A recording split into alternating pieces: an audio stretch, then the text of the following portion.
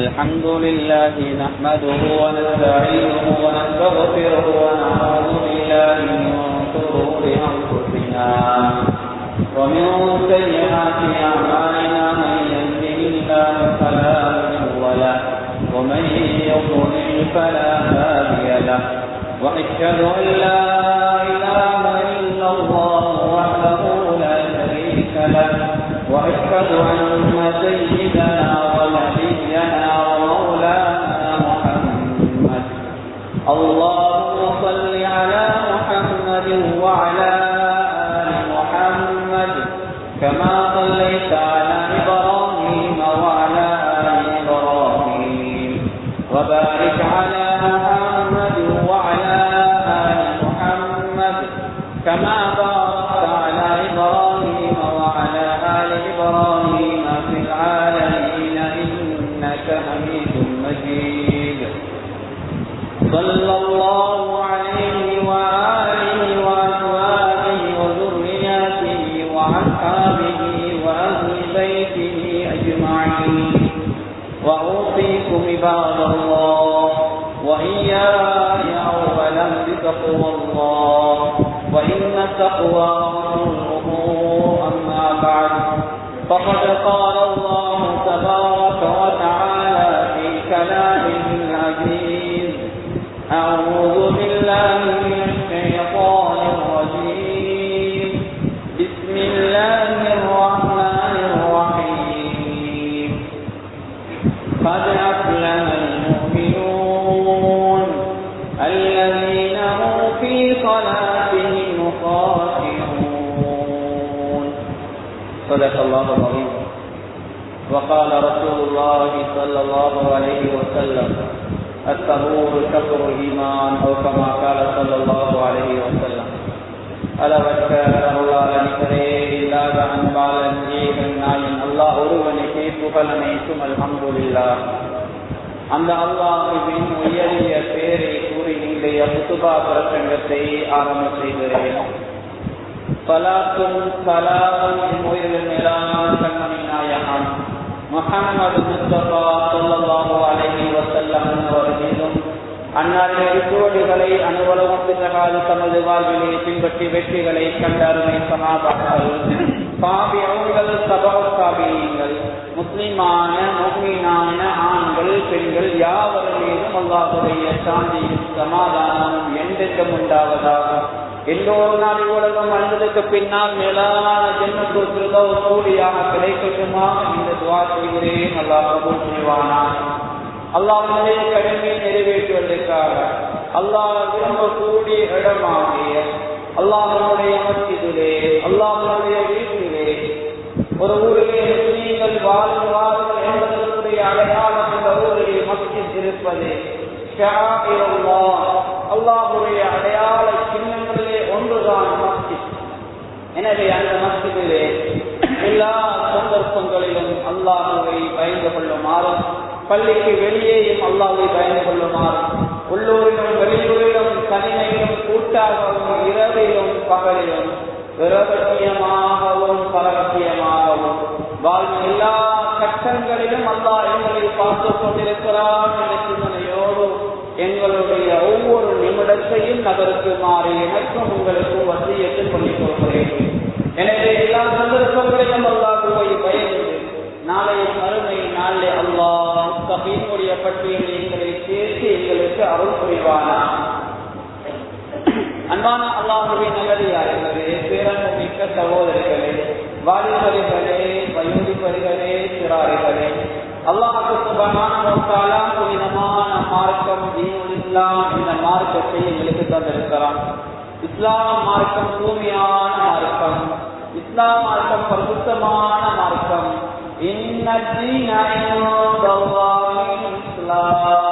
அல்லாஹ்வுடைய கபூலியத்தான, அல்லாஹ் ஏற்றுக்கொள்ளக்கூடிய மார்க்கம் அது தீனுல் இஸ்லாம் தான். அன்பான அல்லாஹ்வுடைய நல்லடியார்களே, இஸ்லாம் எப்படி தூய்மையானதோ, இஸ்லாம் எப்படி பரிசுத்தமானதோ, அதே போல் அந்த இஸ்லாத்தை ஏற்றிருக்கின்ற நானும் நீங்களும் தூய்மையானவர்கள், நானும் நீங்களும் சுத்தவான்கள். அது மாத்திரமல்ல, நானும் நீங்களும் இந்த உலகத்திலே தூய்மையானவர்களாக வாழ வேண்டும். அல்லாஹ் நிச்சயமாக தூய்மையானவன், தூய்மையை தவிர வேறொன்றையும் அல்லாஹ் கபூல் செய்வது கிடையாது. இன்னல்லாஹ ஜமீலுன், நிச்சயமாக அல்லாஹ் அழகானவன். யுஹிப்புல் ஜமால், அல்லாஹ் அழகை விரும்பக்கூடியவன். ஒரு மனிதன் அழகாக இருப்பது, ஒரு மனிதன் சுத்தமாக இருப்பது, ஒரு மனிதன் நேர்த்தியாக இருப்பது, ஒரு மனிதன் நாகரீகமாக அந்த உலகத்திலே வாழுவதை அல்லாஹ் விரும்புகிறான். அன்பான அல்லாஹ்வின் நல்லடியார்களே, அந்த வகையிலே இன்றைய ஹுத்பாவிலே உங்களோடு மிக முக்கியமான ஒரு தலைப்பை பேசிக் கொள்ளலாம் என்று நினைக்கிறேன். அது ஒரு மிகப்பெரிய ஒரு இபாதத், எல்லா இபாதத்துக்கும் தேவையான ஒரு பழக்கம். அன்பான அல்லாஹ்வின் நல்லடியார்களே, இன்று எம்மிலே அநேகமானவர்கள் அது ஒரு வணக்கம் என்று கூட கருதாத அளவுக்கு சாதாரணமாக எண்ணக்கூடிய விடயம். ஸல்லல்லாஹு அலைஹி வஸல்லம் அவர்கள் கண்ணியமானவர்களை சுத்தம் இல்லாமல் நடப்பவர்களை எச்சரித்திருக்கிறார்கள். சிறுநீர் கழிக்காத ஒரு மனிதனுடைய ஜனாசா அந்நியமானவர்கள் அடக்கம் செய்யப்பட்ட அந்த கபரிலே அவருக்கு தண்டனை கொடுக்கப்படுகிறது. அது பயங்கரமான பாவமாக இருக்குது. சுத்தம் இல்லாமல் இருப்பது, நாங்கள் சுத்தவான்களாக இருப்பது அன்பான அல்லாஹ்வின் நல்லடியார்களே இஸ்லாம் விரும்பவில்லை. இன்னல்லாஹ யுஹிப்புத் தவ்வாபீன வ யுஹிப்புல் முத்ததஹிரீன்.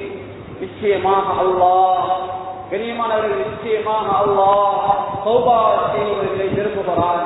அதே போல சுத்தமாக இருப்பவர்களையும் மேலும் அல்லாஹ் விரும்புகிறார்.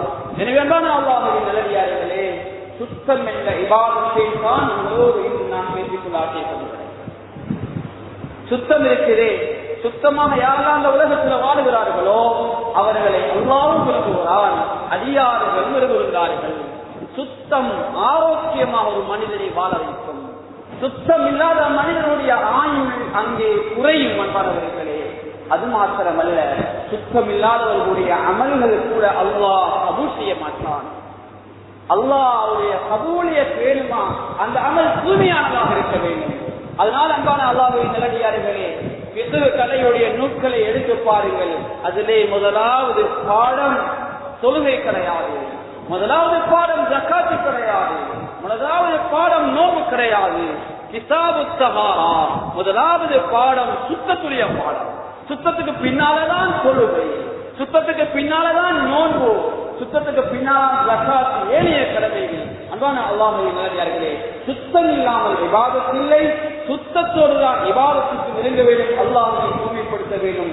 அதனால் ஒரு மனிதன் சுத்தமாக இந்த உலகத்திலே வாழ்வதைத்தான் அல்லாஹ்வும் அல்லாஹ்வின் தூதரும் விரும்புகிறார்கள். அல்லாஹ்வும் அல்லாஹ்வின் தூதரும் எங்களுக்கு வழிகாட்டி இருக்கிறார். அன்பான அல்லாஹ்வின் நல்லடியார்களே, அந்த வகையிலே சுத்தம் அல்லாஹ்வின் தூதர் ஸல்லல்லாஹு அலைஹி வஸல்லம் அவர்கள் இந்த உலகத்திற்கு வருகை தந்ததன் நோக்கம் மனிதர்களை சுத்தப்படுத்துவதற்காக. மனிதர்களை சுத்தப்படுத்துவதை உலகிலும் மனிதன் நல்லவனாக வாழ வேண்டும். இந்த உலகத்திலே மனிதனுடைய வாழ்விலே உள்ளும் மனிதனுடைய வெளியும் அகமும் புறமும் ஒரு மனிதனுடைய உள்ளும் வெளியும் சுத்தமாக இருக்க வேண்டும், சுத்தம் வெளிப்பட வேண்டும். அல்லாஹ் பரிசுத்த அல்-குர்ஆனிலே சொல்கிறான், ஸல்லல்லாஹு அலைஹி வஸல்லம் வருகையின் நோக்கத்தை லியுஸக்கீஹிம் வ யுஅல்லிமுஹுல் கிதாப வல் ஹிக்மா. நபியே நாயகமே, உங்களை நாங்கள் அவர்களுக்கு தூதராக ஏன் தெரியுமா அனுப்பினோம்? லியுஸக்கீஹிம், அவர்களை சுத்தப்படுத்துவதற்காக. வயுஅல்லிமுஹுல் கிதாப வல் ஹிக்மா, இந்த குர்ஆனையும் ஹிக்மத்தையும் அவர்களுக்கு அந்த அறிவையும் கற்றுக் கொடுப்பதற்காக. எனவே ஸல்லல்லாஹு அலைஹி வஸல்லம் வருகையுடைய நோக்கம் இந்த உம்மத்தை பரிசுத்தப்படுத்துவதற்காக. ஸல்லல்லாஹு அலைஹி வஸல்லம் ஆரம்ப காலங்களிலே உழைப்பு செய்தது முதலாவதாக மனிதனுடைய உள்ளத்தை சீர்திருத்த, உள்ளத்திலே அல்லாஹ்வை கொண்டு வர, உள்ளத்திலே கபடம், விரோதம், குரோதங்களை அகற்ற. அன்பான அல்லாஹ்வின் நல்லடியார்களே, எனவே சுத்தம் இருந்து வருகின்ற போது அந்த சுத்தத்தை மிக முக்கியமாக இரண்டாக பிரிக்கலாம். ஒன்று உட்சுத்தம், இன்னொன்று வெளிச்சுத்தம். அகம் புறம் என்று இரண்டாக அழைத்திருக்கலாம். உட்சுத்தம் என்றால் கண்ணியமானவர்களே, எங்களுடைய ஆன்மா, எங்களுடைய உள்ளம், எங்களுடைய நஃப்ஸ் இது எப்போதும் சுத்தமாக இருக்க வேண்டும். இந்த ஆன்மா தூய்மையானதாக இருக்க வேண்டும். இந்த உள்ளம் கெட்டு போனால் என்னுடைய வெளிப்பாடுகள் கெட்டதாக இருக்கும். கால் கெட்ட விடயத்துக்கு நடக்கும், கை கெட்ட விடயங்களுக்கு பக்கமாக செல்லும், கண் கெட்ட விடயங்களை பார்க்கும், காது கெட்ட விடயங்களை கேட்கும். இதனால் உள்ளம் கெட்டு போனால் ஒரு மனிதன் பாவம் செய்வதற்கும் காரணம் உள்ளம்தான். ஒரு மனிதன் நன்மை செய்வதற்கும் காரணம் உள்ளம்தான். ஒரு மனிதனுக்கு முதலாவது ஒரு செயலை செய்வதற்கு அவனுடைய உடல் உறுப்புகள் பார்த்ததுக்கு பின்னால் அங்கீகாரம் கொடுப்பது உள்ளம்தான். ஒரு தவறை செய்ய முன்னால் உள்ளம் பலமுறை சிந்தித்தான தவறுகள் இறங்கும். கண்ணியமானவர்கள் நலவை செய்ய முன்னாலும் இந்த உள்ளம் பலமுறை சிந்தித்ததுக்கு பின்னால் தான் அந்த நலவை செய்யும். எனவே இந்த உள்ளம் சீரானால் எங்களுடைய இதர வெளிப்பாடுகள் சீரானதாக இருக்கும். எனவே அன்பான அல்லாஹ்வின் நல்லடியார்களே, எங்களுடைய ஆன்மாவை சுத்தப்படுத்திக் கொள்வோம். அல்லாஹ் தஆலா பரிசுத்த அல் குர்ஆனிலே பல சத்தியங்களுக்கு அப்பால் ஒரு வெற்றியையும் ஒரு தோல்வியையும் சொல்கிறார். அது நஃப்ஸுடைய வெற்றி, அது இந்த ஆன்மாவுடைய வெற்றி, அது இந்த ஆன்மாவுடைய தோல்வி. அதை பேசுகிறார்.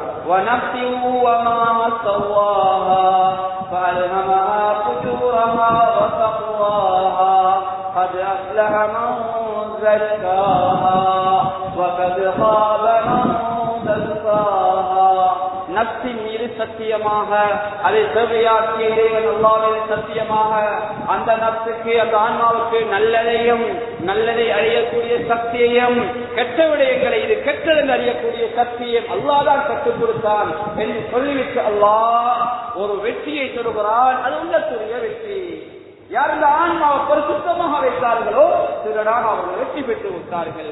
யார் இந்த ஆன்மாவை பாவத்துல புதைத்து விட்டார்களோ அவர் நாசமாகி விட்டார்கள், அவர்கள் அவருடைய கை சேதமாகி விட்டார்கள் என்ற செய்தி அல்லாஹ் பரிசுத்த அல் குர்ஆனிலே பல சத்தியங்களுக்கு அப்பால் ஒரு வெற்றியை ஒரு தோல்வியை செலுத்தலாம். அன்பான அல்லாஹ்வின் நல்லடியார்களே, எனவே முதலாவதாக அந்த ஆன்மாவை சுத்தப்படுத்திக் கொள்ள வேண்டும். நல்ல குணங்களை அணிய வேண்டும், தீய குணங்களை களைய வேண்டும், நன்மைகளை செய்ய வேண்டும், தீமைகளை விட்டும் தூரமாக வேண்டும். உள்ளத்திலே கப்படம், பொறாமை, குரோதம், விரோதம் அவைகளை விட்டு உள்ளத்தை தூய்மையாக்கிக் கொள்ள வேண்டும். அன்பானவர்களே, கையும் அதாவது நாங்கள் சலாம் சொல்லிக் கொள்கிறோம், நாவும் சலாம் சொல்லி பேசிக் கொள்ளும், உடம்பு மானக்கா செய்து கொள்ளும். ஆனால் உள்ளங்கள் ஒதுப்படவில்லை என்றால் அல்லாஹ்வுடைய உதவி வராது. உண்மையான ஒற்றுமை உங்களுடைய உள்ளங்கள் ஒதுப்பட வேண்டும். ஒற்றுமை இருக்குதே அது ஒரு பலம், ஒற்றுமை இருக்குதே அது ஒரு சக்தி, ஒற்றுமை இருக்குதே அது ஒரு ஆயுதம். ஒற்றுமை இல்லாமல் போனால் எங்களுக்குள்ள குரோதங்களும் விரோதங்களும் இருந்தால் நாங்கள் ஒரு ஆயுதத்தை இழந்த மாதிரி, நாங்கள் அல்லாஹ்வுடைய உதவியை இழந்த மாதிரி. அன்பான அல்லாஹ்வின் நல்லடியார்களே, எனவே ஒற்றுமை என்பது இந்த சமூகத்தின் மிகப்பெரிய பலமாக இருக்கிறது. ஒற்றுமை இல்லாது போனால் அந்த சமூகத்தை கண்ணியமானவர்களை இலகுவாக சைத்தான் வழிகெடுத்து விடுவான், இலகுவாக சைத்தான் அந்த சமூகத்துக்குள்ளே ஊடுருவி விடுவான். அதனால் தான் தனிமையில் உள்ள ஆட்டை ஓனாய் பிடிப்பதை போல யாரும் கூட்டத்தை விட்டு வெளியாகிவிடக்கூடாது. ஒரு ஜமாத் நிர்வாகமாக ஒரு முடிவெடுத்தால் அதற்கு நாங்கள் உண்மையிலே அது கசப்பான ஒரு முடிவாக இருந்தாலும், அது ஏகோபித்த முடிவாக இருந்தால் அதற்கு நாம் இணங்க வேண்டும். அன்பான அல்லாஹ்வின் நல்லடியார்களே, எனவே ஒற்றுமை என்பது இந்த சமூகத்தின் மிகப்பெரிய பலமாக இருக்கிறது. ஒற்றுமை தீர்கிறதுக்கு பிரதான காரணம் இந்த ஆன்மா பரிசுத்தம் இல்லாமல் இருப்பதால், இந்த ஆன்மாவுக்குள்ளே பல கபடம் குரோதங்கள் வருவதால். எனவே அன்பானவர்கள் இந்த உள்ளத்தை தூய்மையாக வைத்துக் கொள்வோம். அதற்கு குறிப்பாக பொறாமை இந்த உள்ளத்தில் வந்து வரக்கூடாது. பொறாமையின் வெளிப்பாடுதான் கண்ணூறு. அன்பானவர்கள் எல்லாம் பாதுகாக்க வேண்டும். பொறாமை உள்ளவருடைய உள்ளம் இருக்கிறே, பொறாமையோடைய உள்ளம் இருக்கிறே, அதை நினைச்சு அவர்கள் உடலை நினைச்சு அவர்களே அவருடைய தூக்கத்தை இளமாக்கிக் கொள்வார்.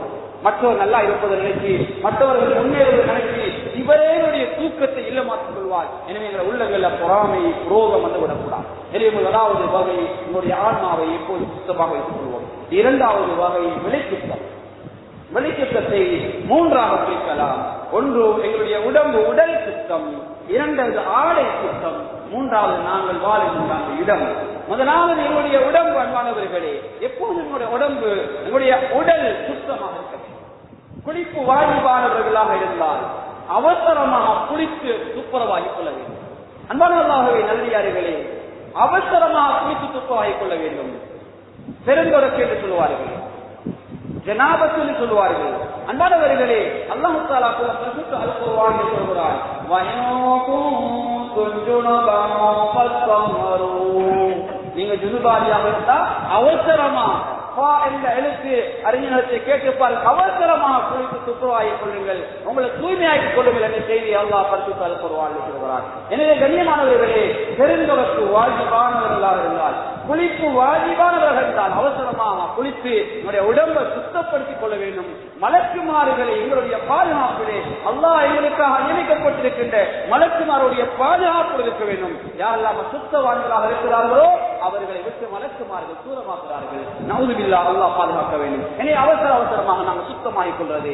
அடுத்த கண்ணியமான அல்லாஹ்வின் நல்லடியார்களே, பெருந்தொடர்க்கு முதலாவது சிறுதொடர்க்கு என்பது உது முறிந்திருந்தால், உதுவை முறிக்கக்கூடிய அந்த காரியங்கள் என்ற வாழ்க்கையில் இடம்பெற்றிருந்தால் அவசரமாக உது எடுத்துக் கொள்ள வேண்டும். ஒரு முஸ்லிம் தன்னுடைய வாழ்வில் எல்லா நிலைமையிலும் உதுவோடுதான் இருக்க வேண்டும்.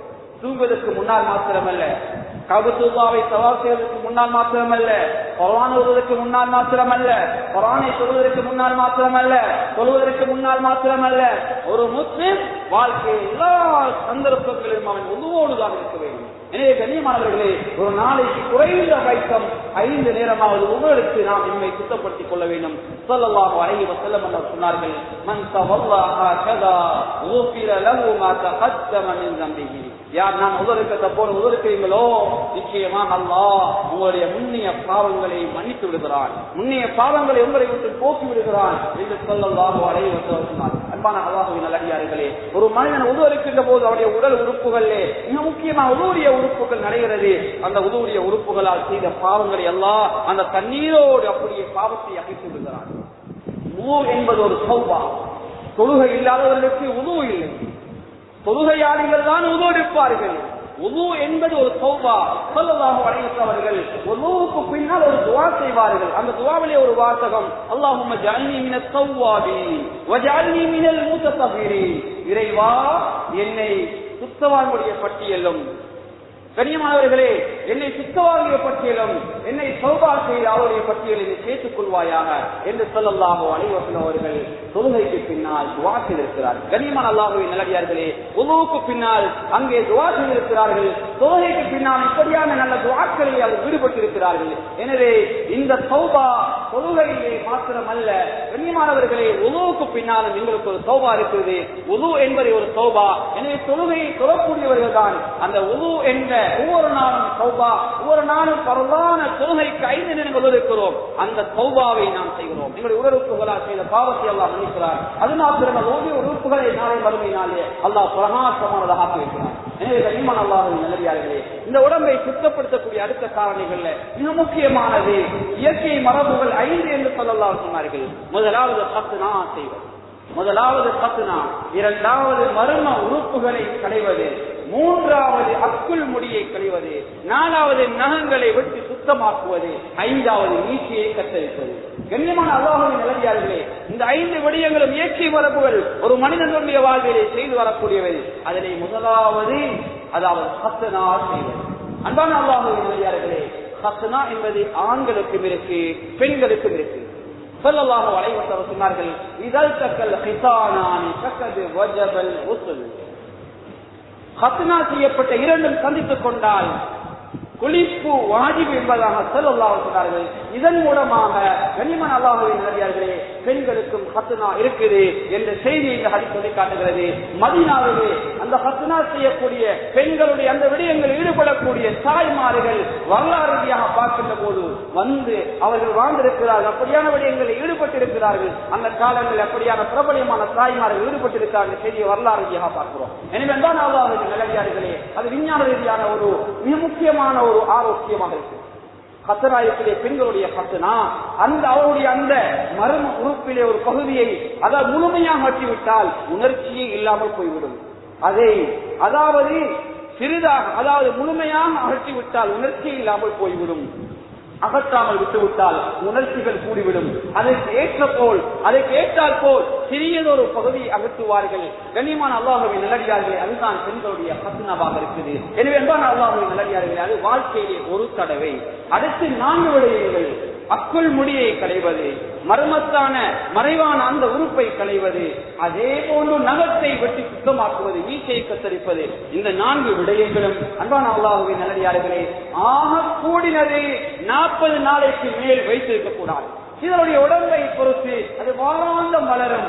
நகங்களை பொறுத்த வகையிலே சிலர் வாரத்திலே ஒருக்கா வெட்டுவார்கள், சிலர் வாரத்திலே 2 முறை வெட்டுவார்கள். அன்பான அல்லாஹ்வின் நல்லடியார்களே, 40 நாள் கூடினது 40 நாளைக்கு மேலே வைத்திருக்க கூடாது. முடியுமாக இருந்தால் வாராந்தமோ அல்லது 2 வாரத்துக்கு ஒரு முறையோ அல்லது ஆக குறைந்தது 40 நாளைக்கு ஒரு முறையோ சுத்தமாக்கிக் கொள்ள வேண்டும். இன்னைக்கு சிலருடைய ஜனாசாக்களை நாங்க பார்க்கிறோம். அன்பான அல்லாஹ்வின் நல்லடியார்களே, அவர் ஆயுள்லே சுத்தம் பண்ணி இல்லையா, ஆயுள்லே அந்த மர்ம உறுப்பை அவர் அங்கே அகற்றி இல்லையா என்று யோசிக்கின்ற அளவுக்கு சிலருடைய நகங்களை பார்க்கிறோம். அதற்குள்ளே ஊத்தைகள் அந்த ஈத்துகள் தேங்கி இருப்பதை பார்க்கிறோம். அன்பான அல்லாஹ்வின் நல்லடியார்களே, குளிப்பாட்டக்கூடிய சில சகோதரர்கள் அதிகமாக கஷ்டப்படுவார்கள். அன்பான அல்லாஹ்வின் நல்லடியார்களே, எனவே யாருக்கும் இடையூறு இல்லாமல் இந்த உலகத்திலே சுத்தவான்களாக சுத்தவாளிகளாக நாங்கள் பரிசுத்தவான்களாக வாழ்ந்து கொள்ள வேண்டும். எனவே அந்த இயற்கை மரபுகளை கண்டிப்பாக அந்த வாழ்க்கையை நாங்கள் பேணிக் கொள்ள வேண்டும். அடுத்ததாக ஸல்லல்லாஹு அலைஹி வஸல்லம் அவர்கள் இன்னும் ஒரு வழிகாட்டலை கொண்டிருக்கிறார்கள். அது என்னவென்றால், கண்ணியமான அல்லாஹ்வின் நல்லடியார்களே, அதுதான் பரிசுத்தம். நாங்கள் மிஸ்வாக் என்று சொல்கிறோம். ஸல்லல்லாஹு அலைஹி வஸல்லம் அவர்கள் சொன்னார்கள், இந்த உம்மத்துக்கு கஷ்டம் இல்லை என்றால் ஒவ்வொரு வக்திலும் மிஸ்வாக் செய்வதை, ஒவ்வொரு தொழுகைக்கு முன்னாலும் மிஸ்வாக் செய்வதை வாஜிபாக்கியிருப்பேன், கட்டாயமாக்கியிருப்பேன். கண்ணியமான தொழுகை எப்படி வாஜிபோ, ஏனைய இதர கடமைகள் எப்படி வாஜிபோ, அதே போன்று இதையும் கட்டாயமாக ஆக்கியிருப்பேன். என்னுடைய சமூகத்துக்கு கஷ்டம் என்பதனால் கண்ணியமாக அதை வாஜிபாக்கவில்லை, அதை கடமையாக்கவில்லை என்ற கருத்தை ஸல்லல்லாஹு அலைஹி வஸல்லம் சொன்னார். அல்லாஹ்வின் நல்லடியார்களே, பரிசுத்தம் இருக்கிறே, மிஸ்வாக் பண்ணுவது இருக்கிறே, அல்லாஹ்வுடைய அன்பை எங்களுக்கு பெற்றுத் தருகிறது. அல்லாஹ்வுடைய ரிவா, அல்லாஹ்வுடைய பொருத்தத்தை பெற்றுத் தருகிறது. அது மாத்திரமல்ல, எங்களுக்குள்ளே நிறைய நோய்களை அகற்றுகிறது. என இப்படியான சுத்தமான விடயங்களை நாங்கள் ஈடுபட்டுக் கொள்ள வேண்டும். எங்களுடைய உடம்பை அதிகமாக சுத்தப்படுத்திக் கொள்ள வேண்டும். காலையில் எழுந்து விட்டால் பாத்திரத்துக்குள்ளோ அல்லது வேறு தண்ணி தேங்கலுக்குள்ளோ எங்களுடைய கைகளை அப்படியே நாங்கள் விடக்கூடாது. ஒரு பாத்திரத்தால் சிறு பாத்திரம் உண்டால் தண்ணீர் எடுத்து என்னுடைய கையை 3 முறை கழுவினான். அதற்கு பின்னால் தான் பாத்திரத்துக்குள்ளேயோ அல்லது பெரும் தண்ணீருக்குள்ளேயோ என்னுடைய கைகளை உச்சரித்த வேண்டும். இதை ஸல்லல்லாஹு அலைஹி வஸல்லம் காட்டி தந்திருக்கிற வழிமுறை இருக்கிறது. தேங்கி இருக்கின்ற தண்ணீர்களிலே அதாவது சிறுநீர் கழிக்கக்கூடாது. அது மாத்திரமல்ல, நிழல் தரக்கூடிய மரங்கள், அது பொதுவாக குறிப்பாக நிழல் தரக்கூடிய மரங்கள் இதற்கு கீழாக சிறுநீர் கழிக்கக்கூடாது. அன்பான அல்லாஹ்வின் இப்படி என்னுடைய உடம்பை எப்போது சுத்தமாக வைத்துக் கொள்ள வேண்டும். கண்ணியமான அல்லாஹ்வின் நல்லடியார்களே, அடுத்து என்னுடைய ஆடை சுத்தம், என்னுடைய உடம்பு எப்போது சுத்தமாக இருக்க வேண்டும். ஸல்லல்லாஹு அலைஹி வஸல்லம் அவர்களை பார்த்து அல்லாஹ் சொல்லுகிறான், வஸியாபக ஃபதஹிர், நபியே நாயகமே, உங்களுடைய ஆடையை சுத்தமாக வைத்துக் கொள்ளுங்கள் என்று அல்லாஹ்வின் தூதர் ஸல்லல்லாஹு அலைஹி வஸல்லம் அல்லாஹ் கட்டளையிடுகிறார். எனவே எப்போது எங்களுடைய ஆடை சுத்தமானதாக இருக்கும். இன்னைக்கு சிலருடைய ஆடையை நாங்கள் அரைக்குறை ஆடை சுஜூது ருக்குக்கு போனா அந்த உறுப்புகள், அதாவது மறைக்க வேண்டிய உறுப்புகள் வெளியாகி அவருடைய தொழுகை முறிந்து விடக்கூடிய அளவுக்கு தான் சிலருடைய ஆடைகள் இருக்கின்றன. அது மாத்திரமல்ல, இன்னும் சிலருடைய ஆடைகளை பார்க்கிறோம். அன்பானவர்களே, அதிலே போட்டோக்களும் அதிலே பெயர்களும் இன்னொரு வர்ண கலர்களுமே அவர்கள் ஆடையை பெற்றிருக்கிறார்கள். அதன் மூலமாக கண்ணியமானவர்கள் அவர்கள் சொல்கிறார்கள். ஆனால் பின்னால் எத்தனையோ பேருடைய தொழுகையுடைய சிந்தனை மாறி போகிறது. அதனால் இப்படியாக விடயங்களில் ஈடுபடாமல் குறிப்பாக முடியுமாக இருந்தால் பள்ளிகளுக்கு வருகின்ற போது வெள்ளை ஆடைகளை அணிந்து கொள்வது மிக ஏற்றமாக இருக்குது. வெள்ளை ஆடையை ஸல்லல்லாஹு விரும்பியிருக்கிறார்கள். எங்களுடைய இறுதி துணி அந்த வெள்ளை ஆடைதான். இஹ்ராம் அங்கே அணியக்கூடிய அந்த ஆடையும் வெள்ளை ஆடைதான். அன்பானவர்களே, லட்சக்கணக்கான ஹாஜிகளை ஒரே இடத்திலே ஒன்று சேர்க்கக்கூடிய ஒரே ஒரு இடம் அந்த மக்கா மதீனா. அங்கே எந்த நாட்டிலிருந்து வந்தாலும் அங்கே விலை உயர்ந்த ஆடைகள் அல்ல, எல்லோரும் உடுக்கக்கூடிய ஆடை, கடைசி பயணத்திலே எங்களை சுருட்டி அனுப்பக்கூடிய ஆடை அந்த இஹ்ராம், அந்த கஃபனுடைய ஆடைதான். அன்பானவர்களே, வெள்ளை ஆடையை முடியுமானவர்கள் பள்ளிக்கு வருகின்ற போது அணிந்து கொள்வது அது எங்களுக்கு காட்டு தரப்படுகின்ற ஒழுக்கங்கள் ஒன்றாக இருக்குது. எனவே அந்த ஆடை சுத்தத்தை பேடிக் கொள்வது. 3வது கண்ணியமான அல்லாஹ்வின் நல்லடியார்களே, எங்களுடைய இடம் மிக முக்கியமான ஒரு பகுதி. இடம், எங்களுடைய உடம்பை சுத்தப்படுத்தி விட்டோம், எங்களுடைய ஆடையை சுத்தப்படுத்தி விட்டோம். நாம் சுத்தமாக இருந்து மாத்திரம் போதாது, எங்களுடைய ஆடை சுத்தமாக இருந்து மாத்திரம் போதாது. நாம் சொல்லக்கூடிய மஸ்ஜித் சுத்தமாக இருக்க வேண்டும். நாம் பயணம் செய்யக்கூடிய தெருக்கள் சுத்தமாக இருக்க வேண்டும். எங்களுடைய பாடசாலையிலே படிக்கக்கூடிய மாணவ மாணவிகள் அந்த பாடசாலை சுத்தமாக இருக்க வேண்டும். கண்ணியமான அல்லாஹ்வின் நல்லடியார்களே, பயணம் செய்யக்கூடிய தெருக்கள், பஸ் தரிப்பிடங்கள், பொதுவான இடங்கள் எல்லாம் சுத்தமாக இருக்க வேண்டும். கண்ணியமான அல்லாஹ்வின் நல்லடியார்களே, இன்று சிலர் எழுதுகிறார்கள், சூழலை மாசுபடுத்துகின்றார்கள். சூழலை மாசுபடுத்துவது பாவம் என்று கூட சிலர் விளங்க மாட்டார்கள். இந்த உலகத்திலே உன்னதமான ஒரு பணி எது தெரியுமா? சுத்தம் செய்கின்ற பணிதான். நாங்க கண்ணை மூடி கண்ணியமானவர்களே கைய அதாவது நாங்க என்ன செய்வோம் தெரியுமா? கண்ணை மூடிக்கொண்டு காதை மூடிக்கொண்டு மூக்கை பொத்திக்கொண்டு கண்ணியமானவர்களே கண்ணை திறந்தும் திறக்காமலும் திறந்து கொண்டு நாங்க வீசுகின்ற அந்த அழுக்கு கடையெல்லாம் இன்னொரு சமூகம் அதை தூக்கி துப்புரவு செய்கிறார்கள். துப்புரவு செய்யக்கூடிய தொழிலாளர்கள் சொல்கின்றார்கள், ஒவ்வொரு நாளும் வீசுகின்ற உங்களுடைய நஜீசுகளை சுத்தம் செய்வதால் நாங்கள் நஜீசாகிக் கொண்டிருக்கிறோம். அன்பான அல்லாஹ்வின் நல்லடியார்களே, எனவே அது ஒரு மகத்தான ஒரு பணி, ஒரு புனிதமான ஒரு பணி. எனவே அந்த சுத்தம் என்ற அந்த இபாதத்தை சொல்லிக் கொள்ள வேண்டும். அதில் குறிப்பாக சுற்றுச்சூழலை சுத்தமாக வைத்துக் கொள்ள வேண்டும். எங்களுடைய மஸ்ஜித் குறிப்பாக அன்பான அல்லாஹ்வின் நல்லடியார்களே, மஸ்ஜிதுக்கு வரும்போது வலது கால முன்வைத்து அல்லாஹும்ம அபுவாப ரஹ்மத்திக இறைவா உன்னுடைய ரஹ்மத்துடைய வாயை எனக்கு திறந்து தருவாயாக என்று அல்லாஹ்வுடைய அருளை வேண்டி மஸ்ஜிதுக்குள்ளே நுழைய வேண்டும். அல்லாஹ்வுடைய அருளை வேண்டாமல் மஸ்ஜிதுக்குள்ளே நுழைந்தால் எங்கே அல்லாஹ்வுடைய அருள் கிடைக்கப் போகிறது? வலது காலை முன்வைக்காமல் வந்தால் இமாம் ஹஸனுல் பஸ்ரி ரஹ்மத்துல்லாஹி அலைஹி அதே போல் இன்னும் சில அறிஞர்கள் சொல்கின்றார்கள், யார் வலது காலை முன்வைக்காமல் பள்ளிக்குள்ளே நுழைகிறாரோ அவருடைய வாழ்க்கையில் அல்லாஹ் நலவுகளை எடுத்துவார். நவுது பில்லாஹ், அல்லாஹ் பாதுகாக்க வேண்டும். கண்ணியமான அல்லாஹ்வின் நல்லடியார்களே, மஸ்ஜிதுக்குள்ளே வந்து வீண் பேச்சுக்கள் பேசக்கூடாது. மஸ்ஜித் என்பது கண்ணியமானவர்களே அது என்னுடைய உங்களுடைய அதாவது தக்வாவை பெற்றுத்தரக்கூடிய இடம். அது அல்லாஹ்வுடைய மாளிகை. ஒரு பள்ளியை ஒரு நிர்வாகம் கட்டலாம், ஒரு பள்ளியை ஒரு உருவாக்குகள் கட்டலாம், ஒரு பள்ளியை ஒரு கணவர்கள் கட்டித்தரலாம், ஒரு பள்ளியை ஒரு அரபி கட்டித்தரலாம். ஆனால் மஸ்ஜித் பொதுவானது. மஸ்ஜிதுக்கு யாரும் வந்து போகலாம், மஸ்ஜிதுக்கு நீ வரக்கூடாது, நீங்க பெறக்கூடாது என்று யாருக்கும் தடை செய்ய முடியாது. அப்படியான புனிதமான இடம். இந்த இடத்திலே நாங்கள் மரியாதையான முறையில் நல்ல முறையில் நடந்து கொள்ள வேண்டும். இன்று சமூகத்தில் சிலரை நாங்கள் பார்க்கிறோம், மஸ்ஜிதுக்குள்ளே எப்படி வருகிறார்கள், சௌகரிய அப்படியே மடித்துக் கொண்டு உது எடுத்துக் கொண்டு அப்படியே மஸ்ஜிதுக்குள்ளே வந்து மீண்டும் பள்ளி உள்ள வந்துதான் அந்த கௌசலை பிரிக்கிறார். பிரித்ததுக்கு பின்னால் அப்ப மடிப்பை அப்படி விரிச்சு விட்டதுக்கு பின்னால் அதுக்குள்ள இருக்கின்ற அழுக்குகள் ஊசையெல்லாம் மண்கள் எல்லாம் அப்படியே பள்ளிக்குள்ளே வருகிறது.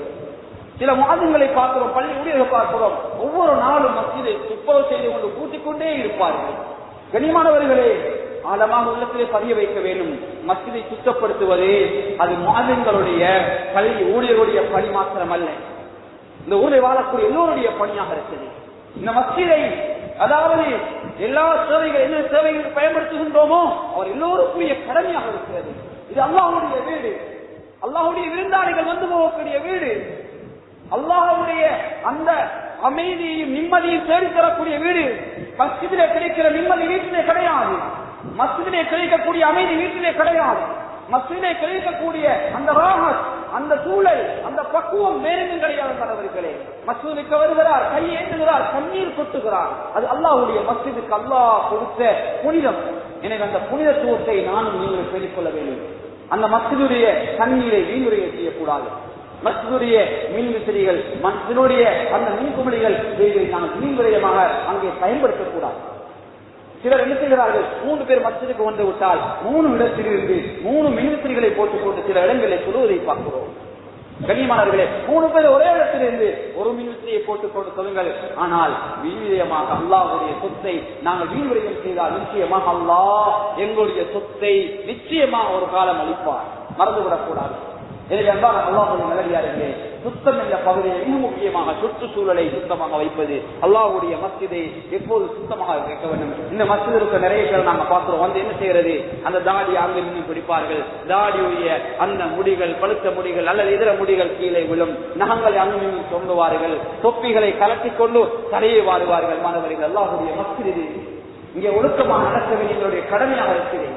எங்களை வீட்டில் நடக்கிறத போல, எங்களை ஆபீஸ் நடக்கிறத போல, கண்ணியமானவர்கள் எங்களை ஃபங்க்ஷன்கள் நடக்கிறத போல அல்லாஹ்வுடைய மஸ்ஜிதுக்கு நடக்கலாம். அல்லாஹ்வுடைய மஸ்ஜிதுக்கு எங்களை பக்குவம் வெளிப்பட வேண்டும். அல்லாஹ்வுடைய மஸ்ஜிதுக்குள்ள வந்துவிட்டா நாம் எங்களை தூய்மைப்படுத்திக் கொள்ள வேண்டும். அன்பான அல்லாஹ்வுடைய நல்லடியார்களே, அல்லாஹ்வுடைய மஸ்ஜிதுக்குள்ள கோயிலத்தை பயன்படுத்துகிறோம், அல்லாஹ்வுடைய மஸ்ஜிதுக்குள்ள மின்விசிறியை பயன்படுத்துகிறோம், அல்லாஹ்வுடைய அந்த மஸ்ஜிதுக்குள்ள வேறு ஏதாவது ஒரு பொருளை பயன்படுத்துகிறோம் என்றால் மாதான முடியுமான ஒரு தொகையை நிச்சயமாக எங்களால் மஸ்ஜிதுக்கு ஒரு செலவாகிவிடக் கூடாது, எங்களால் மஸ்ஜிதுக்கு ஒரு வருவாய் இருக்க வேண்டும். அல்லது நான் பயன்படுத்தியதற்கு நான் இதை கொடுக்கிறேன் என்ற வகையிலே புரியுமான ஹதியாக்களை கொடுத்து அதை இந்த உலகத்திலே நாங்கள் தீர்த்துக் கொள்ள வேண்டும். அன்பான அல்லாஹ்வுடைய நல்லடியார்களே, எனவே மஸ்ஜிதோடு நல்ல முறையில் நடந்து கொள்வோம். அதுவும் குறிப்பாக பாதை ஓரங்கள், பாதைகளை சுத்தமாக வைத்திருப்பது என்னுடைய கடமையாக இருக்குது. ஸல்லல்லாஹு அலைஹி வஸல்லம் சொன்னார்கள், ஒவ்வொரு நாளும் ஸல்லல்லாஹு அலைஹி வஸல்லம் அவர்களுக்கு இந்த சமூகத்தின் நல்ல அமல்கள் அப்படியே எடுத்து காட்டப்படும். நல்ல அமல்கள் ஒரு சமூகம் இந்த உலகத்திலே ஸல்லல்லாஹு அலைஹி வஸல்லம் நலவாக எனக்கு எடுத்து காட்டப்பட்ட விடயம் மஸ்ஜிதிலே, அதாவது பாதையிலே மக்களுக்கு சொல்லை தரக்கூடிய அந்த பொருட்களை அகற்றுகின்ற செயல் நல்ல கர்மமாக நல்ல ஒரு செயலாக எனக்கு எடுத்து காட்டப்பட்டது. கெட்ட ஒரு விடயம் எனக்கு எடுத்து காட்டப்பட்டது. இது தெரியுமா? அல்லாஹ்வுடைய மஸ்ஜிதுக்குள்ளே, அல்லாஹ்வுடைய மஸ்ஜிதுடைய அந்த எல்லைக்குள்ளே, அதாவது எச்சில் துப்பி அதை அகற்றாத அந்த பாவமான காரியம் எனக்கு எடுத்து காட்டப்பட்டது. அன்பானவர்களை அல்லாஹ் பாதுகாக்க வேண்டும். அல்லாஹ்வுடைய மஸ்ஜித் அழுக்காக இருக்கக்கூடாது. அல்லாஹ்வுடைய மஸ்ஜிதுக்குள்ளே தொழுகையாளிகள் வந்து போகக்கூடிய கோயிலட்ட கொஞ்சம் பாருங்கள், எத்தனை கற்கள், எத்தனை சிறு பேப்பர்கள், யாரு போடுவது? தொழுகையாளிகள். அன்பானவர்களை சில மஸ்ஜிதுகள்ல பார்க்கிறோம், கோயிலத்துடைய அந்த கப்பை கட்டி வச்சிருப்பார்கள். சில மஸ்ஜிதுகளை பார்க்கிறோம், எடுத்து போகக்கூடாது கட்டி வச்சிருப்பார்கள். சில பகுதிகளை நாங்க பார்க்கிறோம், மஸ்ஜிதுடைய அந்த சாதனைகளை வெட்டி வச்சிருப்பார்கள். சில இடங்களை பார்க்கிறோம், மஸ்ஜிதுடைய கண்ணாடிகள்ல போட் போட்டிருப்பாங்க, யாரும் சாய வேண்டாம் என்று. கனிமானவர்களே, வீட்டுல இல்லாத நிம்மதியை நாங்க வீட்டுல எங்க வேலை பார்க்கிறோம். ஆன்மீக ரீதியான நிம்மதி தான் அங்க கிடைக்க வேண்டுமே தவிர வெறுமனே உடம்புக்கு தேவையான நிம்மதி அங்கே பெறுவிடக்கூடாது.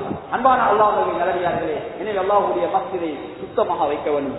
அல்லாஹ்வுடைய மஸ்ஜித் அந்த கோயிலத்துடைய பகுதி அதை சுத்தமாக வைத்திருக்க வேண்டும். இதர பகுதிகளை சுத்தமாக வைத்திருக்க வேண்டும். அதே போன்று சுற்றுச்சூழலை நாம் சுத்தமாக வைத்திருக்க வேண்டும். கனியமான அல்லாஹ்வுடைய நல்லடியார்களே, எங்களுக்கு சரி மழைக்காலம் என்பதனால் அபாயகரமான நோய்கள், டெங்கு போன்ற அபாயகரமான நோய்கள் ஏற்பட வாய்ப்பிருக்கிறது. அதனால் மக்காது சரியா என்று சொல்வார். மக்காது சரியா, சரியாவுடைய மிக முக்கியமான குறிக்கோள்கள் ஒன்று ஹிஃபுல் மார்க்கத்தை நாங்கள் எல்லாம் பாதுகாக்கிறோம், ஏதோ ஒரு வகையில பாதுகாக்கிறோம். அதே போல ஹிஃபுல் நஃப்ஸ், எந்த உயிரும் அநியாயமாக உயிர், அதாவது உயிர் பிரிந்துவிடக்கூடாது, அதை பாதுகாப்பது எங்களுடைய கடமையாக இருக்கிறது. ஹிஃபுல் நஃப்ஸ், அநியாயமாக இந்த உயிரும் இறந்து விடக்கூடாது என்று அந்த உயிர்களை பாதுகாக்க வேண்டும் என்றால் முதலாவதாக அந்த சூழலை பாதுகாக்க வேண்டும். இந்த சூழலை பாதுகாத்தால் தான் சூழல் சுத்தமாக இருக்கும், சூழல் மாற்றடைந்து இருக்காது, சூழலுடைய காற்று சுத்தமாக இருக்கும், சூழலை குடியிருப்பது உகந்ததாக இருக்கும். சூழல் சீர்கெட்டு போனால், சூழல் மாற்றடைந்து போனால் அந்த காற்றை சுவாசிக்கக்கூடியவர்கள், அந்த சூழலை வாழக்கூடியவர்கள், அந்த சூழலிலே இருந்து ஓடக்கூடிய அந்த தண்ணீர் கழிவுகள் கண்ணியமானவர்கள் மக்களுக்கு நோய் ஏற்படுத்தும். அது டெங்கு நோயாக இருக்கலாம், ஆழ்கொல்லி நோயாக இருக்கலாம், அல்லது வேறு வகையான நோயாக இருக்கலாம், நவுதுபில்லா, அல்லது கிருமி என்ற வரையிலே சில வேளை எப்படியாவது ஒரு நோய் வந்து மனிதனை அழித்து விடுமாக இருந்தால் கண்ணியமானவர்கள் அதற்கு நாம் ஜவாப் சொல்ல வேண்டும். எனவே நாம் இந்த சுற்றுச்சூழலை பாதுகாக்கின்ற விடயத்திலே நாம் ஒவ்வொருவரும் எங்களது கடமை செஞ்சிருக்கிறோம். அதே போன்று கண்ணியமானவர்களே, வைத்தியர்கள், சுகாதார அதிகாரிகள், சிவில் அமைப்புகள், அதே போன்று அதாவது இன்னும் நலம் விரும்பிகள் அவருடைய பணிகளை செய்வதைப் போல, சுற்றுச்சூழலை சுத்தப்படுத்துவதைப் போல நாம் அவர்களை பார்த்து நாம் பார்வையாளர் இருக்கிறார்கள். நாம் அதிலே பங்கெடுத்து நாமும் ஒரு போராளிகளாக, நாமும் ஒரு பங்காளிகளாக, நாம் இந்த நாட்டிலே பிறந்தவர்கள், நாட்டுக்கு நாம் விசுவாசம் உள்ளவர்கள், இது எங்களுடைய சொத்து, இது எங்களுடைய இந்த சூழல், இதை பாதுகாப்பது எங்களுடைய கடமை என்ற வகையிலே நாம் எல்லோரும் பங்காக இருந்து எமது பகுதிகளை சுத்தமாக வைத்திருக்க வேண்டும்.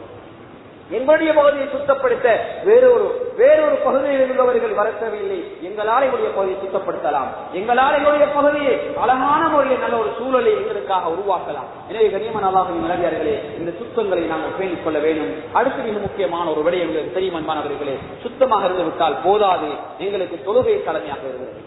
தொழுகை யாரும் பாராட்டுகிறார்கள். இஸ்லாத்தில் மிக முக்கியமான கடமை தொழுகை. தொழுகை இல்லாவிட்டால் அவருக்கு ஏனைய விடயங்கள் கண்ணியமானவர்களே, அவனுடைய ஏனைய வாழ்க்கையில ஏற்படக்கூடிய நலவுகளுக்கு தடையாக இருக்கும். தொழுகை இல்லாததால் மறுமையிலே முதல் கேள்வி தொழுகைதான். தொழுகை சீராக இருந்தால்தான் ஏனைய அமல்கள் சீராக இருக்கும். தொழுகை இல்லாமல் அங்க போனால் ஏனைய அமல்கள் அல்லாஹ்விடத்திலே கபூலாகிற அளவுக்கு சீரானதாக இருக்காது. எனவே அல்லாஹ்வின் நல்லடியார்களே, யாரும் தொழுகை விட்டுவிடக்கூடாது. ஒவ்வொரு நாளும் 5 நேரங்கள் நாங்கள் தொழுகிறோம். கண்ணியமான அல்லாஹ்வின் நல்லடியார்கள் 5 நேரங்கள் தொழுகிறோம். சொல்லக்கூடிய தொழுகையை கொஞ்சம் யோசிப்பார். ஒரு வக்துக்கு 10 நிமிடம் என்று ஒதுக்கி கொண்டால் ஒரு நாளைக்கு நாங்கள் சுமாராக 50 நிமிடங்கள் சொல்லுகிறோம். 24 மணித்தியானத்திலே 50 நிமிடங்கள் ஒரு மணித்தியானம் என்று வைத்துக் கொள்வோம். அப்படி என்றால் 24 மணித்தியானத்தில் அல்லாஹ்வுக்கு ஒரு மணித்தியானம் சுஜூத் செய்கிறோம். அப்படி என்றால் 24 வருடங்கள் வாழக்கூடிய மனிதன் தன்னுடைய ஆயுள்ளே ஒரே ஒரு வருடம் தொழுகிறார். 48 வருடங்கள் வாழக்கூடிய ஒரு மனிதன் தன்னுடைய ஆயுள்ளே 2 வருடம் தொழுகிறான். 96 வருடங்கள் வாழக்கூடிய ஒரு மனிதன் தன்னுடைய ஆயுள்ளே வெறுமனே 4 வருடங்கள் தொழுகிறான். கனிமான அல்லாஹ்வின் நல்லடியார்களே, கொஞ்சம் யோசிச்சு பாருங்கள். 8 வருடங்கள் மிக குறுகிய ஒரு காலம். அதாவது 24 மணித்தியாலத்திலே கண்ணியமானவர்களே ஒரு மணித்தியாலம் தான் நாங்கள் சொல்லுகிறோம். வெறுமனே நோம்பை எடுத்து பாருங்கள். 12 மாதத்திலே ஒரு மாதம் நோம்பு பிடிக்கிறோம். அப்படி என்றால் 12 வருடங்கள் வாழக்கூடிய ஒரு மனிதன் ஆயுள்ளே ஒரு வருடம் நோம்பு பிடிக்கிறான். 24 என்றால் 2 வருடம், 48 என்றால் 4 வருடம், 96 என்றால் 8 வருடம். 96 வயதில் நாங்கள் மூத்தாகிவிட்டால் வெறுமனே தொழுவது 4 வருடங்கள், நோம்பு நுட்டது வெறுமனே 8 வருடங்கள். இது அல்லாஹ்வுக்கு கபூலாகுமா இல்லையா என்பது கேள்விக்குறியாக. அதே போன்று ஷைத்தானுடைய வீட்டுக்கு அல்லாஹ்வுடைய வீட்டுக்கு கொடுத்த நேரம் இவ்வளவு குறைவாக இருக்கின்ற போது ஷைத்தானுடைய வீட்டுக்கு கொடுத்த நேரத்தை கொஞ்சம் யோசிச்சு பாருங்க. ஒவ்வொரு நாளும் 5-6 நேரம் நாங்க டாய்லெட் போய் வருவோம். சிலர் 5-10 நிமிடம் அல்ல, சில 15 நிமிடங்களும் டாய்லெட் இருப்பார். அங்கே கண்ணியமான ஒரு மணித்தியாலத்துக்கு மேல அங்க கொடுக்கிறோம். ஆனா அல்லாஹ் சுஜூத் செய்த கொடுத்த நேரத்தை விட ஷைத்தானுடைய வீட்டில் கொடுத்த நேரம் எங்களோட வாழ்க்கையில் அதிகமாக இருந்தா அல்லாஹ்விடத்திலே எந்த முகத்தோடு நாம் அல்லாஹ்வை சந்திப்பது? அன்பான அல்லாஹ்வின் நல்லடியார்களே, தொழுகையை பேருதாக இருப்போம். அல்லாஹ் தஆலா பல வகையான தொழுகையாளிகளை குர்ஆனில் பேசியிருக்கிறார். ஒரு தொழுகையாளிகள் தான் தொழுதும் சிலருக்கு நலவுகள் கிடையாது.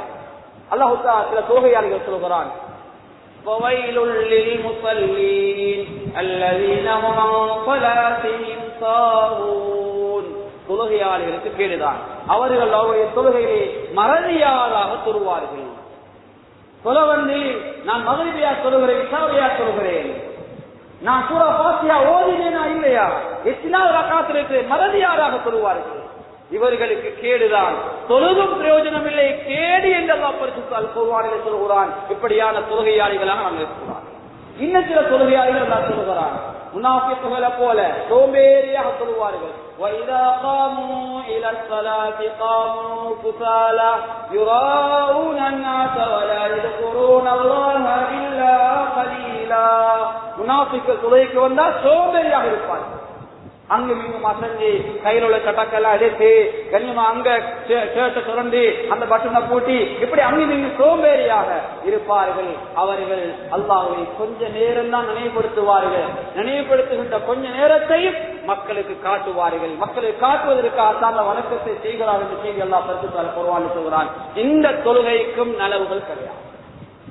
இன்னும் சில தொழுகை அல்லாஹ் சொல்கிறான், فَخَلَفَ مِن بَعْدِهِمْ خَلْفٌ أَضَاعُوا الصَّلَاةَ وَاتَّبَعُوا الشَّهَوَاتِ فَسَوْفَ يَلْقَوْنَ غَيًّا. அல்லாஹ் சில சமூகம் தொழுகையை வீணடித்தார்கள், பாழாக்கினார்கள், மனோ இச்சையை பின்பற்றினார்கள். அவர்கள் கையா என்ற இழுவைத்தான் சம்பாதிப்பார்கள்.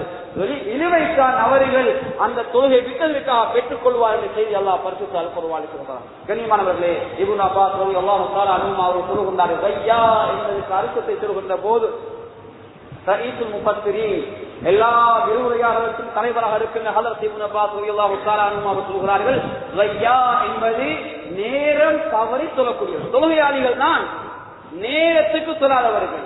லுஹரை தொழுகிறார் அஸருடைய நேரத்திலே, அஸரை தொழுகிறார் மக்ரிபுடைய நேரத்திலே, மக்ரிபை தொழுகிறார் இஷாவுடைய நேரத்திலே, நேரம் தவறி தொழக்கூடிய நல்ல நவுது பில்லாஹ் தொழுதும் கனிமா பிரயோஜனம் இல்லாதவர்களாக இருந்து விடக்கூடாது. இன்றைக்கு சிலர் சமூகத்தை எப்படி சொல்கிறார்கள், நேரம் கிடைச்சா சொல்கிறது. அன்பானவர்களே, நேரம் கிடைத்தால் சொல்லக்கூடிய இபாதத்தல்ல தொழுகை, நேரம் ஒதுக்கி சொல்ல வேண்டியது. எங்களுக்காக நாம் எங்களுடைய வணக்கத்தை சீர்படுத்தி நேரம் ஒதுக்கி ஒவ்வொரு நாளும் சொல்ல வேண்டும். நேரம் குறிக்கப்பட்ட கடமையாக இருக்கிறது தொழுகை. அன்பான அல்லாஹ்வின் நல்லடியார்களே, இன்னும் சில தொழுகையாளிகள் எல்லாம் சொல்லுகிறான், இவர்கள் தான் அறவே சொல்லாதவர்கள். அல்லாஹ் தஆலா பல உரையாடல்களை பரிசுத்த குர்ஆனில் சொல்கிறான். அதிலே ஒரு உரையாடல் நரகவாசிகளும் சுவர்க்கவாசிகள் நாளை மறுமையினால் உரையாடி சொல்வார்கள். ஃபீ ஜன்னாத்தி யதஸாஅலூன அனில் முஜ்ரிமீன் மா ஸலககும் ஃபீ ஸகர். நாளை கியாமத்துடைய நாளையிலே நடக்கின்ற பல உரையாடல்கள் அல்லாஹ் சொல்கிறான். நல்லவர்களும் கெட்டவர்களும் பேசிக் கொள்கின்ற உரையாடல், அல்லாஹ்வும் மலக்குமார்களுக்கு பின்னால் உரையாடல், அல்லாஹ்வுக்கும் நபிமார்களுக்கு முறையான உரையாடல், இப்படி ஒரு உரையாடல் அல்லாஹ் சொல்கிறான். சுவர்க்கம் சென்ற சீதேவிகள் சுவர்க்கத்திலே இருந்து நரகிலே கழுவிக் கொண்டிருக்கின்ற பாவிகளை பார்த்து கேட்பார்கள், சக்கர என்ற நரகத்திலே உங்களை நுழைவித்தது எது என்று கேட்பார்கள். ஒரு கேள்வியைத்தான் சுருக்கவாதிகள் கேட்பார்கள். சக்கர நரகத்திலே கழுவிக் கொண்டிருக்கின்ற பாவிகள் 4 பதில்களை சொல்லுவார்கள். நவுது பில்லாஹ், அல்லாஹ் எங்களை பாதுகாக்க வேண்டும். முதலாவது சொல்வார்கள், காலூ லம் நகு மினல் முஸல்லீன். முதலாவது சொல்வார், நாங்க தொலை இல்லை, இதனால சக்கர்ல கருகிறோம், சக்கர்ல இருக்கிறோம் என்று சொல்வார்கள். இரண்டாவது சொல்வார்கள், வலம் நகு நுத்இமுல் மிஸ்கீன், மிஸ்கீன்களுக்கு நாங்கள் உணவு கொடுக்கையில் என்று சொல்வார்கள். மூன்றாவது சொல்வார்கள், வகுன்னா நஹூது மஅல் காயிதீன், நேரத்தை வீணடிப்போடு சேர்ந்து நாங்க எங்களை நேரத்தை வீணடிச்சோம், எங்களை நேரம் தொஸ்திகளை கழிய இல்லை, எங்களை நேரம் தொழுகையில கழிய இல்லை, எங்களை நேரம் மார்க்கத்துல கழிய இல்லை, எனவே எங்களை நேரத்தை வீணடித்தோம் என்று சொல்வார்கள். நான்காவது சக்கர என்ற நரகத்தில் நுழைந்தவர்கள் சொல்வார்கள், இப்படியே நாம் மறுமை நாள பொய்ப்பித்துக் கொண்டிருந்தோம் என்று சொல்வார். நவுதுபில்லாஹ், அல்லாஹ் பாதுகாக்கணும். இது ஒரு வகையான தொழுகையாகும். அன்பான அல்லாஹ்வின் நல்லடியார்களே, இது அறவே தொழாதவர்களுக்கு அல்லாஹ் சக்கரை கொடுக்கிறான். சக்கரை நரகம் சாதாரணமான நரகம் அல்ல. உலகத்தில் எந்தெந்த விஷஜந்துக்கள் மிகவும் கடுமையானதாக இருக்கிறதோ அந்த எல்லா விஷஜந்துக்களும் நிறைந்த ஒரு இடம்தான் நரகம், அந்த சக்கரை என்ற நரகம். ஒவ்வொரு நாளும் ஏனைய நரகம் எல்லாம் சக்கரை நரகத்தில் அல்லாஹ் ஒருத்தரை பாதுகாப்பு தேடும். யா அல்லாஹ், சக்கரை நரகத்திலிருந்து என்னை பாதுகாப்பா என்று ஏனைய நரகம் எல்லாம் பாதுகாப்பு. அப்படியான பயங்கரமான நரகம் சக்கரை நரகம். தொழுகை விட்டவர்களை அல்லாஹ் அங்கிருந்து செய்வான். நவுதுபில்லாஹ், பாதுகாக்க வேண்டும். தொழுகையுடைய அதான் எங்களை காதுக்கு பட்டா கண்ணியமானவர்களை யாரும் தொழுகையை பாழாக்கிவிடக் கூடாது, தொழுகை நிறைவேற்ற வேண்டும். சுருக்கமாக தொழுகையுடைய அதானை நினைவுபடுத்திவிட்டு கொத்துபாவை நிறைவேற்றப்படுவது. அதான் இருக்கு, எங்களுடைய அதான் எங்க போனாலும் ஒரே அதான். ஏனையருடைய அந்த மதங்களை பார்த்தா நாட்டுக்கு நாடு போகும்போது அவங்கள மதங்களை நினைவுபடுத்தக்கூடிய அந்த பாசம் வேறுபடும். ஆனா எங்கட அதான் எங்க போனாலும் ஒரு அதான். ஐக்கியம் கண்டிக்கு போகலாம், விரவிய கண்டிக்கு போகலாம், இந்த நாட்டுல வாழலாம், கடற்கடல் நாட்டுக்கு போகலாம், எங்க போனாலும் அதான் ஒன்றுதான். அதான கொஞ்சம் சிந்தனைக்கு எடுத்து பாருங்க. முஅத்தின் ஒவ்வொரு நாளும் என்ன சொல்லுகிறார்? கண்ணியமானவர்களே, கொஞ்சம் யோசிச்சு பாருங்க. அல்லாஹு அக்பர், அல்லாஹு அக்பர், அல்லாஹு அக்பர், அல்லாஹு அக்பர். அல்லாஹ் பெரியவன், அல்லாஹ் பெரியவன், அல்லாஹ் பெரியவன், அல்லாஹ் பெரியவன். முதலாவது 4 தடவைகள் முஅத்தின் சொல்லுகிறார், அல்லாஹ் பெரியவன், அல்லாஹ் பெரியவன். கடையிலா இருக்கிறீங்க, கடை பெருசில் அல்லாஹ் பெருசி, தோட்டத்தில் இருக்கிறீங்க, தோட்ட பெருசில் அல்லாஹ் பெருசி. 4 முறை முஅத்தின் சொல்லுகிறார். இரண்டாவது முஅத்தின் சொல்லுகிறார், அஷ்ஹது அல்லா இலாஹ இல்லல்லாஹ், அஷ்ஹது அல்லா இலாஹ இல்லல்லாஹ். அல்லாஹ் வணக்கத்தை தகுதியான அல்லாஹ், இலாஹின் நாஸ், மனிதனுடைய ரப்பு அல்லாஹ், அல்லாஹுவை வணங்குங்கள், அல்லாஹுவை ஏற்றுக்கொள்ளுங்கள் என்ற செய்தியை இரண்டாவது அதானுடைய அடியில சொல்கிறார். மூணாவது சொல்கிறார் முஅத்தின், அஷ்ஹது அன்ன முஹம்மதர் ரசூலுல்லாஹ், அஷ்ஹது அன்ன முஹம்மதர் ரசூலுல்லாஹ் ஸல்லல்லாஹு அலைஹி வஸல்லம் தூதர் என்று 2 முறை சொல்கிறார். அடுத்து முஅத்தின் சொல்கிறார், ஹய்யா அலஸ் ஸலாஹ், ஹய்யா அலஸ் ஸலாஹ், தொழுகையின் பக்கம் வாங்க, தொழுகையின் பக்கம் வாங்க என்று முஅத்தின் கூப்பிடுகிறார். மனிதன் பலவீனமானவன், தொழுகையின் பக்கம் வாங்க என்று கூப்பிட வரமாட்டார்கள். அதனால அடுத்த அடியில முஅத்தின் சொல்கிறார், ஹய்யா அலல் ஃபலாஹ், ஹய்யா அலல் ஃபலாஹ், வெற்றியின் பக்கம் வாங்க, வெற்றியின் பக்கம் வாங்க. உலகத்தில் உள்ள வெற்றியா, மறுமையில உள்ள வெற்றியா, சிராத்தில் உள்ள வெற்றியா, கபூர்ல உள்ள வெற்றியா, சுவர்க்கத்திலே கொண்டு போய் சேர்க்கும் வரைக்கான வெற்றியா, இதெல்லாம் தொழுகையில, தொழுகைக்கு வாங்க என்று மாறி கூப்பிடுகிறார். கண்ணியமானவர்களே, அதான சொல்லக்கூடிய இந்த ஃபலாஹ அல்லாஹ் குர்ஆன்ல விளங்கப்படுத்துகிறான். அத்ரஃபுல் முஃமினூன், திருநாக மூமின்கள் வெற்றி பெற்று விட்டார்கள். இங்க அஃப்லஹ், அங்கு ஃபலாஹ். முஅத்தின் சொல்கிறார் ஃபலாஹ், வெற்றி என்று சொல்கிறார். இங்க அஃப்லஹ், திருநாக வெற்றி பெற்று விட்டார்கள் மூமின்கள். அவருடைய தன்மையில முதலாவது அல்லாஹ் சொல்கிறான், அல்லதீன ஹும் ஃபீ ஸலாத்திஹிம் காஷிஊன், அவர்களுடைய தொழுகையில் இறைச்சம் உள்ளவர்களாக இருப்பார்கள். கண்ணியமானவர்களே, தொழுகைக்கு வந்தா கடை தலையில் இருக்காது, இந்த உலகம் தலையில் இருக்காது, தன்னை முழுமையாக அல்லாஹ் கொடுத்து விடுவார்கள். அல்லாஹ் தொடர்ந்து சொல்லிவிட்டு சொல்கிறான், அல்லாஹ் வல்லதீன, இப்படிப்பட்டவர், இப்படி பல தன்மைகள் அல்லாஹ் சொல்லிவிட்டு இறுதியாக அல்லாஹ் சொல்கிறான், உலாயிக ஹுமுல் வாரிசூன் அல்லதீன யர்கூனல் ஃபிர்தௌஸஹும் ஃபீஹா காலிதூன். இவர்கள் தான் தொழுகையில் இறைச்சம் உள்ளவர்கள், திறனாக வெற்றி பெற்று விட்டார்கள். அங்கே சந்தேகம் கிடையாது. அந்த வெற்றியுடைய உச்சகட்டத்தை அல்லாஹ் வழங்கப்படுத்துகிறான். வெற்றியோடு அல்லாஹ் முடிக்க இல்ல, ஜன்னத்துல் ஃபிர்தௌஸ்ல நிரந்தரமாக தங்கியிருக்கக்கூடியவர்கள் இவர்கள் தான் என்று செய்திய அல்லாஹ் அவர்கள் கொடுக்கின்ற வெற்றியுடைய உச்சகட்டத்தை வழங்கப்படுத்துகிறான். அன்பானவர்களே, அல்லாஹ் ஹய்யால ஃபலா ஹய்யால ஃபலா மாதிரி சொல்லிட்டு அதோட அதான முடிக்கையில இறுதியாக அதான முடிக்க முன்னால மீண்டும் அல்லாஹு அக்பர் அல்லாஹு அக்பர் அதான்ல மீட்டி மீட்டி ஆரம்பத்திலும் கடைசியில் வரக்கூடிய ஒரு வாசகம் என்றால் அது அல்லாஹு அக்பர் அல்லாஹு அக்பர் தான். அல்லாஹ் பெரியவன், அல்லாஹ் பெரியவனை மீண்டும் 2 முறை சொல்கிறார். இன்னுமா கடையில் இருக்கிறீங்க, இன்னுமா தோட்டத்தில் இருக்கிறீங்க, இன்னுமா தொழுகை இல்லாமல் இருக்கிறீங்க, அல்லாஹ் பெரியவன், அல்லாஹ் பெரியவன் என்று அங்கே கூப்பிடுகிறார். கண்ணியமானவர்களே, வெற்றியின் பக்கம் கூப்பிட்ட மாதிரி அதுக்கு பின்னால் தொழில் இருந்தா அந்த தொழில வெற்றி கிடையாது, தோட்டத்தில் நான் தோட்ட வெற்றி கிடையாது.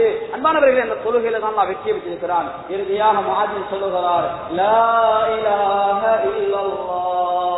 எந்த கலிமாவை சொல்லி இந்த உலகத்தை விட்டு பிரியணுமோ, இந்த உலகத்துல வசல்லாம் ஒரு கட்டளையும் கலிமா ஒன்றுல வச்சா ஒரு கட்டளையும் அந்த கலிமாவுடைய தட்டுத்தான் கனமாகும், கலிமாவுடைய பொழுதுதான் கனமாகும். அந்த கலிமாவை சொல்லி அதான மாதிரி இருக்கிறார். அன்பானவர்கள், ஒவ்வொரு நாளும் இந்த அதானை கேட்கிறோம். கேட்டு போட்டு முதலாவது அதானுக்கு ஜவாபு சொல்லணும் அந்த அரபாலான மொழிகள்ல. அதற்கு அது எங்களுடைய கடமை. 2வது அதானுக்கு செய்யக்கூடிய கடமை நேர காலத்தோட மஸ்ஜிதுக்கு வந்து அவ்வளவு ஜமாஅத்தோட தொழணும். தொழுகை வீணாக்கி விடக்கூடாது. கண்ணியமானவர்களே, மறுமையில நாங்க நிம்மதியாக இருக்க வேண்டுமா, மறுமையில உள்ள எல்லா கஷ்டங்களும் சீராக இருக்க வேண்டுமா, தொழுகையை யாரும் வீணாக்கிடாதீங்க. பிள்ளைகளுக்கு தொழுகையை கற்றுக் கொடுங்க. உங்களோட பிள்ளைய தொழுகையாக ஆக்குங்க. மகன் தொழுவ மகள் தொழுகைன்னு சொன்னா அவங்களோட பிள்ளை சொல்லாது. நீங்க தொழுகையாளியாக பிள்ளைய கூட்டிட்டு வாங்க, உங்களோட பிள்ளை தானாக தொழுகையாளியாக மாறும். எனவே அன்பான அல்லாஹ்வின் நல்லடியார்களே, அல்லாஹ் தந்திருக்கிற ஒவ்வொரு இபாதத்திலும் மனிதனுடைய நலவுக்காகத்தான் தந்திருக்கிறான். எனவே நான் மிக முக்கியமாக இந்த குத்பாவுடைய சுத்தத்தை பற்றி பேசினேன். சுத்தமாக வாழ்ந்து கொள்வோம். அகச்சுத்தம், வெளி சுத்தம், அதிலும் குறிப்பாக கனிமாகிற உள்ளத்தை போது சுத்தமாக வைத்துக் கொள்வோம். உள்ளத்துல இன்றிலிருந்து கப்படம், குரோதம், விரோதம் அத்தனை கலையுங்கள். சிலர் சொந்த நானாவோட சின்ன ஒரு காணிக்கு பிரச்சனை, சொந்த சொத்து பிரச்சனை, இன்னொரு சொத்து பிரச்சனைக்காக சொந்த நானாவோட பேசுறது இல்ல, சொந்த தாத்தாவோட பேசுறது இல்ல. அன்பானவர்களே, சின்ன சின்ன அற்ப பொருட்களாக இந்த உலகத்தில் இப்படியான விடயங்கள் நடக்குது. அதுகளை யாரும் மனதில் வைத்துக் கொள்ளாது. கண்ணியமானவர்களே, யாராவது அப்படி கூட பேசாம இருந்தா நீங்க சலாத்தை சொல்லி பேசிக் கொள்ளுங்க. நிச்சயமாக சலாத்தை சொல்லி யாரெல்லாம் முதலாவது பேசுறாங்களோ அவங்க தான் சுவர்க்க செல்வத்தை முந்திக் கொள்வாங்க. இந்த உலகத்தில் அப்படித்தான். யாரும் செக்கனாகி போறவங்க சார்ந்தது கிடையாது. செக்கனாகி போறவங்க எல்லாம் உயர்த்துவான். நாங்க கீழே போற மாதிரி விளங்கும், சைத்தான் கீழே போற மாதிரி காட்டுவான். நாங்க கீழே போக மாட்டோம், மேலத்தான் போவோம். தர்மம், தான தர்மம் கொடுக்கும்போது இந்த பொருள் குறையிற மாதிரி விளங்கி குறையாது, அது கூடும். அல்லாஹ் கொடுப்பதை திருப்பி கொடுப்பவன் அல்ல, கொடுப்பதை பல மடங்காக ஆக்கி கொடுப்போம். 1 ரூபா கொடுத்தா அல்லாஹ் எங்க 10 ரூபா தருவான், 10 ரூபா கொடுத்தா அல்லாஹ் எங்க 100 ரூபா தருவான், 100 ரூபா கொடுத்தா அல்லாஹ் 1000 ரூபா தருவான், 1000 ரூபா கொடுத்தா எங்க 10000 ரூபா தருவான், 10000 ரூபா கொடுத்தா அல்லாஹ் எங்களுக்கு 1 லட்சம் தருவான். நாங்க 1 லட்சம் கொடுத்தா அல்லாஹ் 10 லட்சம். கண்ணியமானவர்களே, கொடுப்பதை கொடுப்பவன் அல்லாஹ், கொடுப்பதை பல மடங்காக ஆக்கி கொடுப்பவன். எனவே நாங்கள் சொல்லுவோம், தொழுகின்ற அந்த வணக்கங்களை ஆயுள் முழுக்க, நான் ஆரம்பத்தில் சொன்னேன், 4 வருடங்கள் தான் நாங்கள் தொழுகிறோம், 8 வருடங்கள் நம்ம பிடிக்கிறோம். ஆயுள் முழுக்க தொழுத, ஆயுள் முழுக்க நோவு பிடித்த கூடிகள் அல்லாஹ் இந்த இபாதத்துல வச்சிருக்கிறான். எனவே கண்ணியமான அல்லாஹ்வின் நல்லடியார்களே, மிக முக்கியமாக சுத்தத்தை பேணிக் கொள்வோம். சுத்தம் இல்லாம தொழுகை இல்லை, சுத்தம் இல்லாம ஏன இபாதத் இல்லை. எந்த விடயத்தை சொன்னாலும் சுத்தத்தை நிலைநாட்டிற்கு பின்னால் சுத்தமாக உழைத்த பணங்களை உண்டாக செய்யுங்கள், சுத்தமாக உழைத்த பொருட்களிலே தான தர்மங்கள் செய்யுங்கள். கண்ணியமான சுத்தமான முறையில் ஹராமான முறையில் உழைத்த பொருட்களால் தர்மம் செய்யாதீர்கள். கண்ணியமானவர்கள், அது பாவமானது. அது மற்றவருக்கும் நாங்கள் அதாவது நெருப்பை கொடுக்கிறோம், நரக நெருப்புக்கு போவதற்கு வழிவகுக்கிறோம். எனவே சுத்தமாக ஹலாலை தேடுங்கள். நிச்சயமாக அல்லாஹ் ஜமீல், அல்லாஹ் அழகானவன், அல்லாஹ் தய்யிப், அல்லாஹ் தூய்மையானவன். தூய்மையைத்தான் விரும்புகிறான், அல்லாஹ் அழகை விரும்புகிறான். என்னுடைய வாழ்க்கையில் தூய்மை வெளிப்பட வேண்டும். எனவே முக்கியமாக நினைவுபடுத்திய இந்த விடயத்தில் கவனத்திற்கு எப்போதும் சுத்தத்தை பேணக்கூடிய நன்மக்களாக இறைவர்களை சபூசித்துக் கொள்வானாக. யா அல்லாஹ், எப்போதும் உன்னுடைய கடமைகளை பாழாக்காமல் உன்னுடைய கடமை இன்பமாக செய்யக்கூடிய நல்லடியார்களாக எங்களை சபூசித்துக் கொள்வாயாக. யா அல்லாஹ், எந்த தொழுகையும் கலா இல்லாமல் எங்களை உயிரை எடுத்துறியா அல்லாஹ், அடியார்களுக்கு இந்த கடனும் இல்லாமல் எங்களை உயிர் எடுத்துறியா அல்லாஹ், உனக்கு பொருத்தமானவர்களாக எங்களை கபூல் செய்ய. ஒவ்வொரு நாளும் தொழுகையாளிகளாக எங்களை கபூல் செய்யும் யா அல்லாஹ். தொழுகைக்கு முன்னால் உள்ள அந்த தௌபா வுதுவை ஒவ்வொரு நாளும் வுதுவோடு இருக்கக்கூடிய மக்களாக எங்களை கபூல் செய்து கொள்வாயாக. இந்த ஊரை நீ கபூல் செய்து கொள்வாயாக. இந்த ஊரில் கஷ்டப்படக்கூடிய ஒவ்வொரு மக்களையும் நீ கபூல் செய்து கொள்வாயாக. இந்த இடத்திலே மஸ்ஜித் இருப்பது கஷ்டப்பட்ட முன்னோர்களை கபூல் செய்து கொள்வாயாக. அவருடைய கபறுகளை சுவர்க்கத்தை பூஜையோடு ஆக்கி வைப்பாயாக. யா அல்லாஹ் அவருடைய நல்லறங்களை நீ கபூல் செய்து கொள்வாயாக. ஒவ்வொரு நாளும் கபரை பிரகாசமாக்கி வைப்பாயாக. அதே போல இந்த மஸ்ஜிதுக்காக கஷ்டப்படக்கூடிய ஒவ்வொரு ஊழியர்களையும் ஒவ்வொரு நிர்வாகிகளையும் மஸ்ஜித்